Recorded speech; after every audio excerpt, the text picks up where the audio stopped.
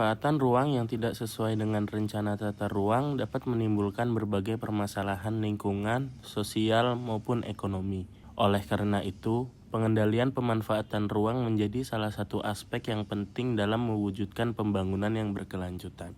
Pada video ini akan dibahas dua studi kasus pelanggaran tata ruang di Indonesia, yaitu pembangunan pada kawasan sempadan sungai di Kota Surabaya dan alih fungsi lahan pertanian di kawasan Canggu Shortcut, Bali. Studi kasus pertama berada di Jalan Gunung Sari nomor 35, Kelurahan Sawung Galing, Kecamatan Wonokromo, Kota Surabaya. Berdasarkan hasil observasi lapangan, ditemukan bangunan yang berdiri sangat dekat dengan badan sungai. Selain itu, terdapat tempat penampungan sementara atau TPS yang berada di sekitar kawasan sempadan sungai. Menurut Peraturan Pemerintah Nomor 38 Tahun 2011 dan Permen PUPR Nomor 28 Tahun 2015, sempadan sungai merupakan kawasan perlindungan yang berfungsi menjaga kelestarian sungai. Dalam RDTR Kota Surabaya tahun 2018 hingga 2038, kawasan sempadan sungai termasuk zona perlindungan setempat yang berfungsi mempertahankan fungsi lindung dan ruang terbuka hijau. Keberadaan bangunan yang terlalu dekat dengan sungai dapat menyebabkan penyempitan aliran air. Selain itu, keberadaan TPS di sekitar sungai juga berpotensi menimbulkan pencemaran akibat air lindi maupun sampah yang terbawa aliran air. Fenomena ini menunjukkan keterbatasan lahan perkotaan dan lemahnya pengendalian pemanfaatan ruang. Melalui penegakan hukum, relokasi TPS, dan pemulihan kawasan sempadan sungai, fungsi lindung kawasan dapat dikembalikan. Kasus kedua berada di kawasan Jalan Anggrek atau yang dikenal sebagai Canggu Shortcut, Kabupaten Badung, Bali.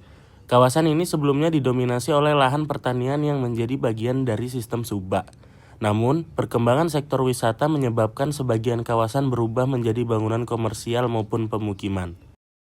Berdasarkan RDTR Kecamatan Kuta Utara tahun 2021 sampai 2041, disebutkan kawasan tersebut termasuk dalam zona pertanian dengan subzona P1 atau tanaman pangan.